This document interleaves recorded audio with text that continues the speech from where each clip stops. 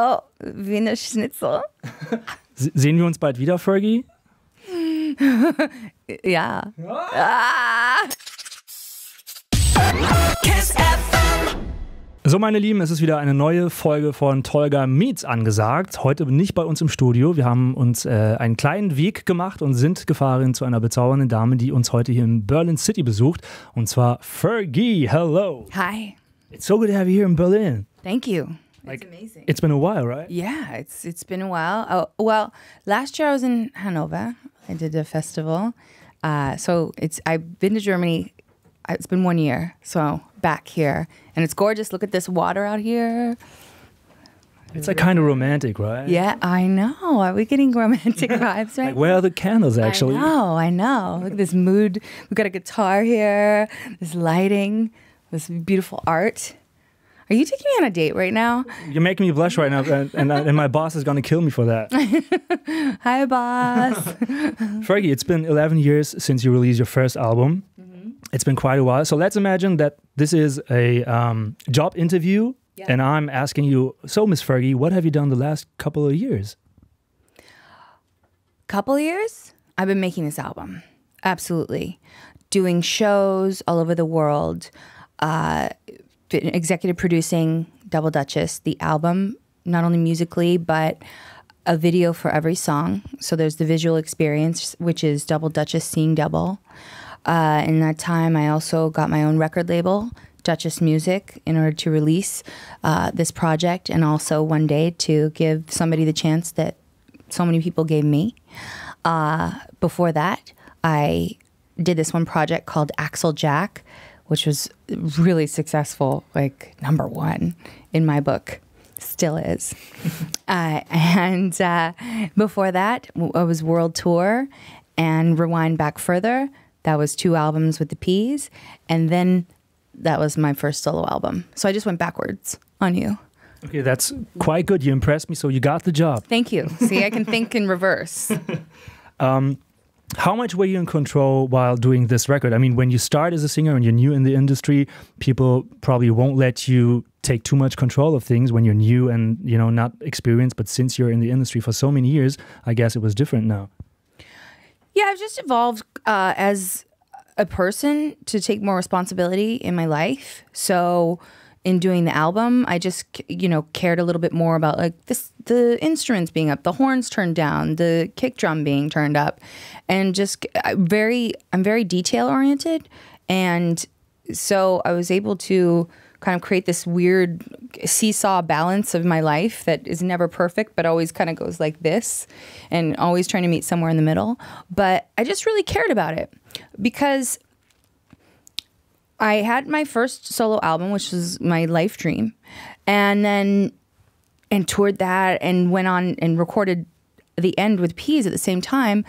And we did this massive world tour and then recorded the beginning while we were on tour and did this massive world tour still of that. And I just feel like getting home, having a kid, and then making this album, I really wanted to reconnect with the people that had followed my first album and really connected with that.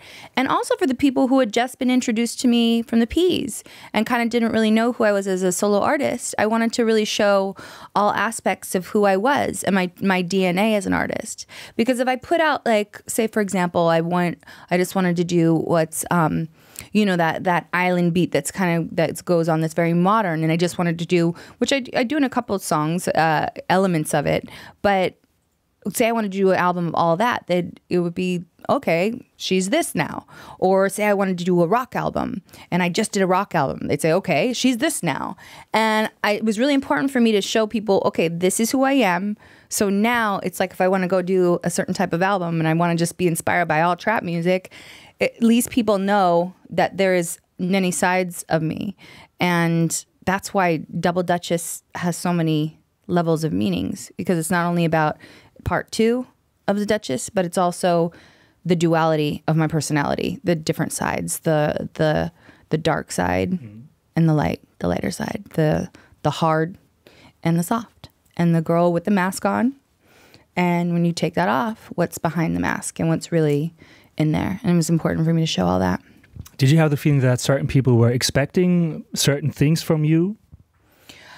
You know, I think that people, I'm very blessed that people cared to say, where is it? Where is Double Duchess? That was very, you know, I'm grateful that people cared about it this much. But I don't know. I think that it's been interesting to me to find that people are liking different songs. And a lot of the songs that people sometimes are connecting to are the ones that are a little bit more serious and a little sometimes. And that's interesting to me because I like coming out with, you know, the really hard bossy side and swaggy side, but then I'm getting, you know, a lot of people connecting with some of the serious stuff really deeply. And so it's interesting to me now because I'm putting it out and now I get to be the audience of people and what they connect to and what they like. And it kind of tells me something about them. What is your favorite? I mean, I really have to say, because it's so special and so different, I would say the one with your kid. Oh, on the song Enchanté? Yeah. Oh, Enchanté, comment allez-vous? Très bien, merci. Because it is a sexy part and also a very cute part because it's your little boy. Yeah, exactly. That's a huge collaboration, that song, because it's also Karine in the title because I was inspired by Karine Rothfeld when I went to Paris to do my album shoot. And also when I brought it home, I recorded it to a click track. And then when I got some music back to it, I wanted to play it. And so I played it during one of Axel and I's little dance parties at home because that's what we do. We dance party hard in costume. So he's coming after his mommy? Yeah, no, I don't know. But he started singing it because it's, you know, it's very catchy. And I just thought it was so cute that I just recorded him and had to put it on. But I just like it, yeah, because it's different. It's different levels. And it talks about that, the levels. And it's definitely the flirty side. It's about not only voice language, but body language, eye contact, all of that. And who knows? For Axel, it's probably just a cute song that he likes to sing. Did he realize, or is he actually now realizing how cool it is to be on a record with Fergie? I don't even think he just knows that's my name. I don't even think he just knows that I sing and dance and do shows for a job. And people have to work hard to make money to buy things like pizza and chocolate. So I brought it home again and played the song at our dance parties. And I want to be invited next time. Oh, it's we put on the lights and everything. It's really fun. We got mirrors. And I didn't tell him that he was on it yet. So I just played it, kind of watched his reaction. He goes, "It's me." And I swear, it was the cutest thing I've ever seen in my life. Like, I tear up right now because it's the cutest thing ever. He was just so happy. And, you know, he's 4. Who knows what he's going to want to do next week? He might never love music again, but it was just a moment and made him happy. Maybe that's a moment where he started to find the love for music and for art. Maybe. So thanks, Mommy. You never know. Well, his dad fights Decepticons, for a living, so that's pretty cool too. Some pretty nice and funny, cool parents, I would say. Fergie, the entertainment industry can be tough from time to time. I mean, you probably got the nice parts of it and saw the pretty parts of it, but also the nasty and dark parts of it. So would you recommend that industry to your son if you would say one day, Mom, I want to be in that industry? I'm definitely going to have a lot of talks with Axel because a lot of my life has been out there and not all of it is, what do you call it, role model material. So I'm definitely going to have a very open communication line with him. That's the parent that I am, and that's who I want to be always for him, to feel safe and have questions and explain things in a very logical manner. And I would definitely... I mean, he's 4, so there isn't any career choices going on right now. So we can wait a little bit for that. But I would definitely tell him, that certain jobs have ups and downs, the pros and the cons. One of the cons being that even in this day and age, when you're on the internet and you're just Instagramming with your friends or what have you, you're being judged by a lot of people that you don't even see. And when you put yourself out there in front of people for this entertainment industry, you're going to have 10 times as much of that. So how do you react to that? Are you sensitive to it? Does it bother you? How do you process that information? And do you think that that'd be something that you would want in your life? This is getting really deep right now, I know, but it's good for everybody who's maybe having the same problems. yeah. But I mean, there's ups and downs with every job. Whatever he wants to be, he could want to be a golfer, or want to be a chef, or want to be a lawyer. I mean, there are hard things about being a lawyer. There's so much pressure. You know, people. I don't know what they do, but they get really pressured and do things. Let's play a little either or round. That's totally a game that I really enjoy. Halloween or Christmas? Oh my God. Well, I love costumes, so right now, Halloween. Who scares you more, Pennywise from It or Jaws? Jaws. Yeah. Yeah. So you're afraid of sharks? Yeah, I don't want to go in a Shark Tank. Yeah, but there's something I like, kind of dark, twisty things, like, I don't know, Like psychopathic shit? Yeah, I have a little bit of that twisty side of me for sure. So I'm kind of attracted to that in a weird way. All right, stranded on an island alone or with somebody that you really hate? Somebody that you really hate. Yeah. Yeah. Well, how long are you stranded for? Forever. Yeah. So what? Yeah. Why not make it interesting? And at least you'll probably like them at some point. You're going to have to survive with each other. So at least it's interesting. 3 butt cheeks or 3 titties? Like, we really discussed this question very hard back at Kiss FM. Well, you know what? Why am I recalling a movie where there was a girl with 3? Total recall. Yeah, 3 titties. Yeah. Rub on your titties. Pheromone reference, and also is in my song "Like It Ain't Nothing," the one with the parental advisory sticker, but it's not in the video one. Then it's rub on your pretties. Okay. Or you could, if your friend's there, you could rub on your pretties, pretty friends.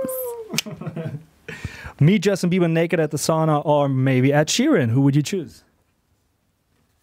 Like totally sitting next to you. Well, I think we've seen Justin Bieber naked, so I'd probably be curious to see Ed Sheeran. Fergie, you've come a long way as a singer. How would you describe your journey? Never a dull moment.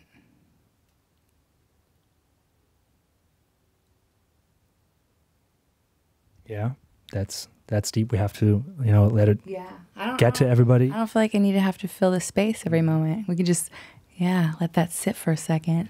Trippy, bruh. You met so many fans all over the world, so many crazy ass people. What would you say was the craziest fan experience you had so far?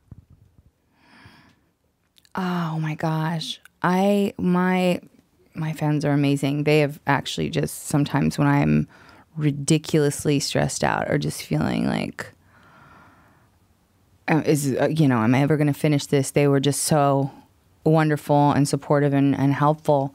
And some of them have gotten tattoos of me on them. And I couldn't believe it because I don't have any tattoos of anybody. And for them to put that ink on their body to really just ride like that, that's just something that's crazy to me. And like, that's seriously down. And I'm seriously touched by that.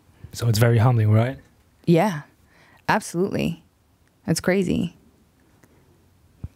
Everyone is a little stalker. Like I am a huge stalker when it comes to you, when it comes to Ariana Grande. I just like looking at nice people that I really enjoy. So what would you say? Who are you stalking secretly? Ooh. I like to stalk this girl, Kat Marnell. She she wrote a book called How to Murder Your Life, and she's a really good writer. And she kind of embraces her party hot messness. I don't know what you call it, but it's quite fabulous sometimes. And it's all, I don't know, I just like it. I like that she's unapologetic about it, and I just find her interesting. And she really, she posts a lot of art on her posts. So I like to see that. Is she kind of reminding you on your younger days, maybe? Like, is she maybe sort of like you in a way? I don't know, maybe parts. Okay. A lot of celebrities are following other celebrities, and I know that you have a lot of famous people following you on Instagram and stuff. So is there anybody where you would feel like very honored and very happy if that person would follow you? Oh my gosh.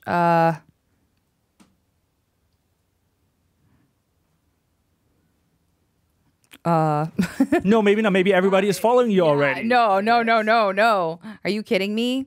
Let's see. How about Obama?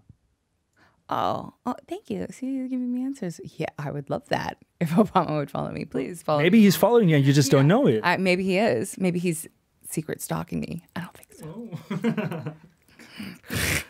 I actually did sing the national anthem at the White House. So he knows you for sure.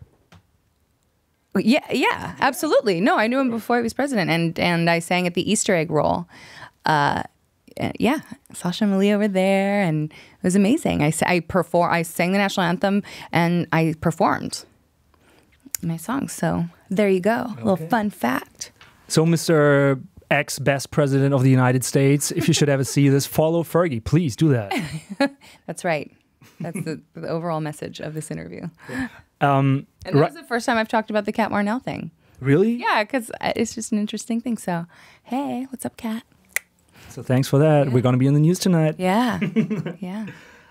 What I really want to know is how much of Stacy Ann is still in you. How much Stacy Ann is you, actually? I think it's really all one. I think it's, yeah, it was, for those of you who don't know, Stacy Ann Ferguson was my birth name. And Fergie is a common nickname of Ferguson. So my grandfather was nicknamed Fergie, my dad Ferg, and me, Fergie Jr. So how much of that, I think there's definitely Stacy Ann inside of me. I just, at a certain point, I just felt like I came to a crossroads, and I just felt a little bit more, whereas I was a child actor, and I did some really bad acting on a show called Kids Incorporated. I felt like because the show was actually sold to Disney, so I was, a lot of the times when you're a child actor, you have to be a little bit squeaky clean. And when I went through just so many things in my life, I didn't feel as squeaky clean anymore.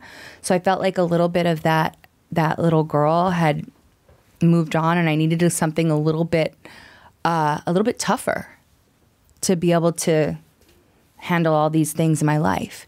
And that's where the more boyish name Fergie came from, because it was the nickname of my grandpa and my dad. And it was just like a little bit more tomboyish and a little bit tougher than the Stacy Ann. But now everybody thinks of Fergie and thinks of a sexy, talented young mommy. Or should I say MILF? Because you just once said MILF is like a compliment. It's a very nice thing to say. Yeah, well, it feels flattering. It does. So I wanted to, why does it have to be so taboo? And let's just make it something that you can say. It doesn't have to be negative all the time. It can have several meanings. Yeah, sure. Metaphors, similes, all those type of things. Like, what I'm really wondering is everybody's totally freaking out about your splits and about your talent and about the moves you can make. And I'm like, this has to be special effects, like some, I don't know, Cameron James special effects shit. Is it like James Cameron? But what did I say? Cameron James? Yes. Cameron James is somebody else, right? In reverse now.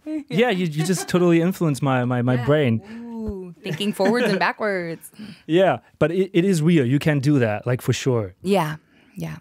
It's all that stretching and gymnastics from when I was a young girl. So it's just stretching almost every day. So a lot of cheerleading experiences that helped you? Yeah, actually, I was a cheerleader from 7th, 8th, 9th, 10th, 11th. And then in the 12th grade, I got my fake ID. So I didn't want to go to cheerleading practice anymore. I wanted to get my outfit ready for the club that weekend. We have a great role model. Oh, it's okay. Like everybody has his ups and downs. If that's the most scandalous thing in my life. You don't want to talk about the things that I did. Oh no, let's please do. I have a job to lose. Stalker. Okay. Psychopath. Psychopath. Yeah. Somebody who curses a lot. Curses a lot. Okay, we're having similarities here right now. Okay. So so you know the cussing part, but if it's psychopath part, there's like a couple of videos. I don't know if you've seen it yet, but if you have that kind of psychopath, a little bit demented type of a thought process sometimes, watch the Love Is Blind video. Okay. It's an all claymation video, and the protagonist of the video, she's kind of got this Gone Girl, Fatal Attraction, like Mr. and Mrs. Smith, kind of really diabolical. Which is hot. She is. She's super fun, but it's all claymation. So she does things with weapons, and pink goo comes out of all of her conquests, if you will. It's the last question. We have the very worldwide famous fuck you hotline in Kiss FM, which basically means that our listeners can call us and say, hey, guys, fuck you to the car that totally ran into me, or something special that happened, or something that annoys them. So now, Fergie, you got the chance to say fuck you straight into this camera. Which if one? You have, like, this one. Welche wollen wir nehmen, Freunde? Was nehmen wir? This one, we take this one. Okay. And who am I saying? To like, you just can say, hey, I want to say fuck you too, because... Fuck you to judgmental people, because you could turn that big mirror around on yourself. Tell me what you see. Word. That's it, everybody. Check out Double Dutchess, the new album from Fergie. We're so excited that it's out, and the videos are awesome. You made a great job once again, and we're so proud that you visited us at Berlin here. Kiss FM for life. Dankeschön. Bitteschön. Bis bald. Oh, Wiener Schnitzel. Sehen wir uns bald wieder, Fergie? Ja. Thanks. Thank you so much. It was very nice to meet you, Fergie. Thank you. Kiss FM.